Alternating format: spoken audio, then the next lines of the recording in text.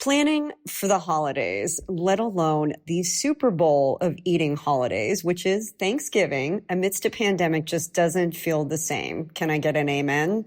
I mean, we're mourning the loss of annual traditions, no gatherings in the kitchen with families and friends from afar, at least for the most part.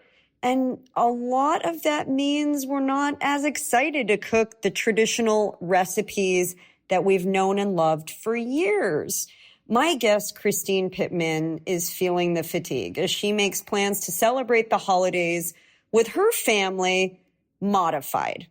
Christine is a mom of two and is the founder of Cook the Story, where 1 million monthly readers find easy and delicious recipes to fit into their busy lives. And in this episode, Christine and I talked about how we're both approaching Thanksgiving this year, how we might need to make some modifications. But at the end of the day, in our hearts, the most important thing that we're going to do is be thankful. And at the end of the day, isn't that what it's all about to begin with? I think you'll find a lot of great practical tips on how you can make the holiday your own and not lose the magic of it, even if it means a little bit of modification. Take a listen.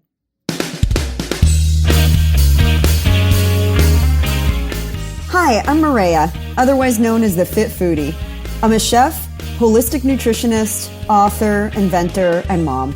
And I want to welcome you to my podcast. It's called Recipes for Your Best Life. And with every episode, I'm peeling back the onion on fitness, nutrition, health, wellness, and family. The truth is, you're the chef of your life. And for every important pillar, there's a great recipe worth sharing. So every week, we'll explore them together. Think of it as food for thought that you can really sink your teeth into. So join me and let's squeeze the joy out of this life, because you only get one.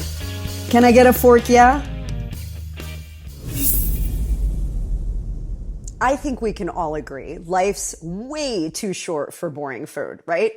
It deserves to be filled with fresh, flavorful, mouth-watering dishes that you and your family are excited to share together. And guess what? Now it's so easy to broaden your cooking skills and try out fun recipes. And here's the best part. You don't need a bunch of fancy appliances to do it. With Panasonic's Home Chef 4-in-1 multi-oven, you can, get this, heat, fry, bake, and broil your way to foodie heaven.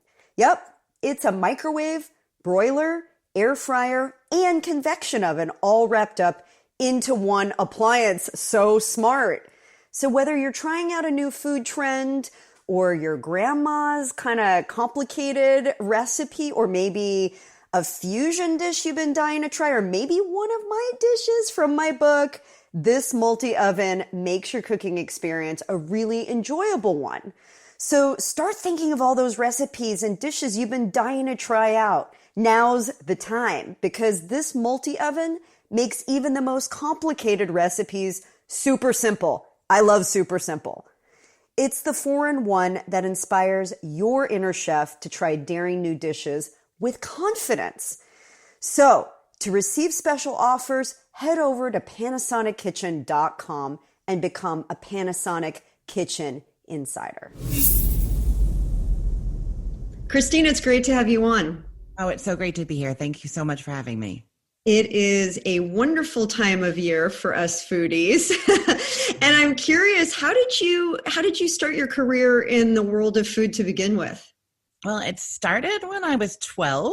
My parents had food businesses the entire time I was growing up. But when I was 12, they opened a Ukrainian restaurant in Manitoba, Canada. And I became the pierogi boiler and bagger. I was in the kitchen with these wonderful women making pierogies and working and being side by side with my family business. And they had restaurants the entire time I was growing up after that. And I would work there college summer vacations and holiday times. And then when I was, my son was about 1 year old, we moved to Florida from Canada. And I wasn't able to work in the States yet. My husband had a job, but I didn't. And I started a food blog, something to do. I always loved food. I wanted to write about it. Mm-hmm. And I think it became this amazing hobby, like writing about food and just sharing recipes online. And now it's my career. That's awesome. Yeah. And I think that strong family bond, I think a lot of cooks and chefs can share that. It really comes from a place of love and gathering and family. And I think that's what's so special about Thanksgiving and the holidays, and what we're going to talk a little bit more about. But I know that you have a pretty clear idea of meal prepping and what that should be, and maybe how it shifts for an audience. Can you talk a little bit about your perspective on it? Yeah. So I don't do like meal prep exactly, like not a 1-day big cook, but I am a big meal planner, and I know what we're going to be having ahead of time. And I've always been like that. But then a couple of years ago, we got divorced, my ex-husband and I, and it threw me for a real loop. Suddenly I was on my own, just cooking for myself, which is really a struggle to not just have a piece of toast and head back to my computer. Yeah. So sometimes cooking just for me, sometimes cooking just for me and my kids, which was also tricky because I was used to having another adult whose food preferences I was thinking about. Mm-hmm. So things really started to shift. And I think I just had this realization that we can't all meal plan the same way, but even within one person, you can't meal plan the same way from 1 week to the next, from one day to the next. And what we need, what our bodies need, what our schedules need is going to be different. So trying to figure out ways to be more flexible and I guess have like really good things in our back pockets and things that we're used to, that we've practiced, that we're ready to do.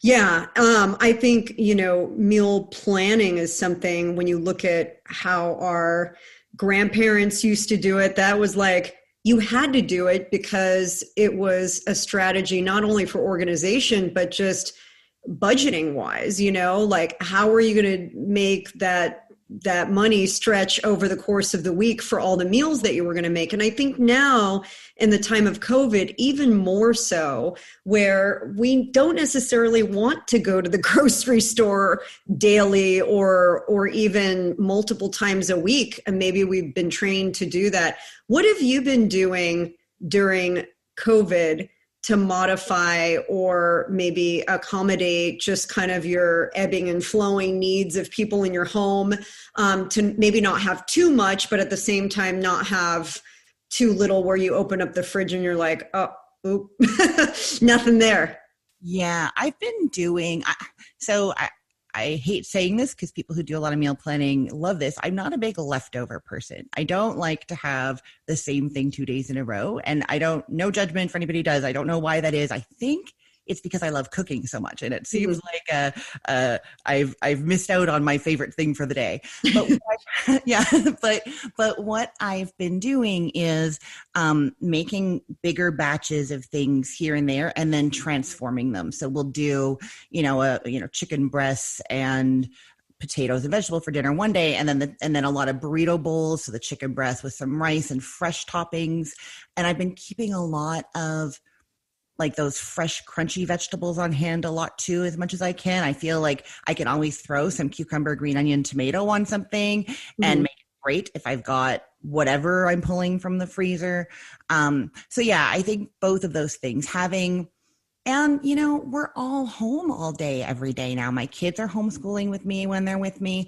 I feel like okay, what should we have for lunch? Well, now I'm making kind of like a meal at lunchtime, even if it's sandwiches, it's not the same. And so having some cooked foods and some of those vegetables that are really easy, that don't need to be cooked, I think that's where I've been heading through COVID. Yeah, I really relate to that strategy, because we have 7 people at any given time eating with us, sometimes more if the kids have their friends over. And I think having some standbys in the freezer ready to go. And I really am a big fan of doubling the batch. If you're going to make something, just make 2 if it's going to freeze well. It's so much easier than trying to, bring everything back out and doing it. But just having some things on hand and things that last a little bit longer, like cabbage, for example, and other cruciferous vegetables, Brussels sprouts, sweet potatoes. Those are things that just, they are a little hardier and they last. So, you don't have to constantly worry about highly perishable items, celery, things like that. So I don't feel like anything is going to waste, because that would kill me. I love those ideas. Yeah, I don't like when we're wasting things either. I really try when, before I'll go grocery shopping for anything, I try to do kind of a inventory of what I already have. And I'll try and think, okay, I'm going to the grocery store today. What can I pick up to help me use up what I already have? So I'm not starting from fresh, making something new and letting the things in the fridge go bad. You know what I mean? Yeah. Do you think meal planning is intimidating to people? Do you think it's hard for people to think ahead as to what they're going to have during the week, let alone what they had for breakfast yesterday? Yes, I really do. And you know what? I'll tell you, one of my favorite things, I started doing this about 6 months ago, is instead of thinking ahead, I've started using my past. So I have a printed calendar, just a PDF printable, whatever calendar, and I jot down what we've had for dinner. So if we eat out, if we brought in whatever I made, I just jot it down on there quickly. And then when, 2 weeks later, 3 weeks later, a month later, I'm like, oh, what should we make? I can just take that, and I don't have to think and plan for the future, which could seem daunting. I can see what we already did that maybe worked. And the idea's already there. They're already things my family likes because I made them already, Yeah, you already got the feedback on them too. Yeah. You have two websites. You have Cook the Story and the Cookful. Yes. What's the difference between them? And maybe you can share a little bit just about your point of view on food. Oh, yeah, for sure. Okay, so Cook the Story is my original food blog that I started in 2010 when I moved to Florida. And that is really my basic food philosophy, which is healthy, mostly from scratch cooking that's really convenient for today's cooks. So, there are some trickier things on there, but they tend to be very simple recipes. And that's where I post my own recipes. I do the photography, I do the recipes. That's me. And then the Cookful is a recipe website that I started in 2015. And the thing that made me want to start it was I was seeing a lot of food bloggers in the world who were trying to transition into making this into a culinary career for themselves. And I really wanted to help that. It was predominantly women, predominantly stay-at-home moms. And I really thought I wanted to find a way that I could pay them, basically. And so I started this site with contributors in mind. So it's all contributor based. And I do a little bit, but it's mostly other people that I'm contracting out. And what we do is every month we choose a different topic that we're going to just dive into. So we do just chicken thighs or just Brussels sprouts and we just do every great recipe. We'll test things. We did for pumpkin pie. We're going to talk about Thanksgiving. We made our own pumpkin puree, and then we baked pies exactly the same using the canned and using the fresh to compare and see the difference. So and then there's 10 ways to decorate pumpkin pies and how to make the best pumpkin pie. So if the topic's pumpkin pie, you're going to get everything about pumpkin pie. I love it. So you take a little bit of a deeper dive into something specific and sort of cut it apart as much as you can and create different iterations for it with other talent. Yes, exactly. Yeah. And it's been great. It's very collaborative, and I feel like I have this team of really intelligent, talented, creative women who are, cooking at home and making food and taking pictures, and we're sharing it with the world, I love it. That's great. Let's talk turkey. Let's talk about Thanksgiving, because it is upon us. I can't believe it's almost here, honestly. It's like the year was going so slow and now it feels like it's in turbo mode. Thanksgiving is going to look a lot different for people this year as the number of COVID cases just continues to increase. And we are being warned by the CDC about large gatherings. How do you think that's going to affect people in thinking about preparing for it, what they're going to make, and just the whole experience?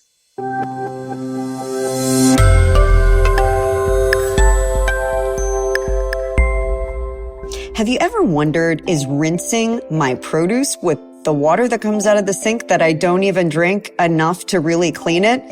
Well, then you're one of the smartest people I know, because you're absolutely